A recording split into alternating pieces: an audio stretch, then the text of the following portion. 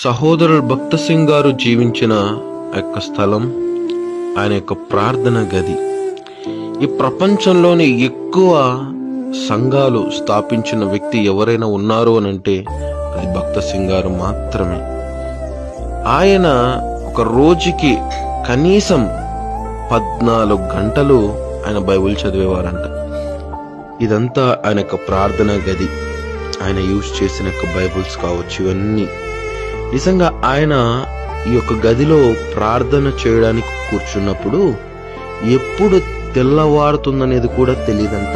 రాత్రింబగులు ఆయన ప్రార్థన చేసేవారు.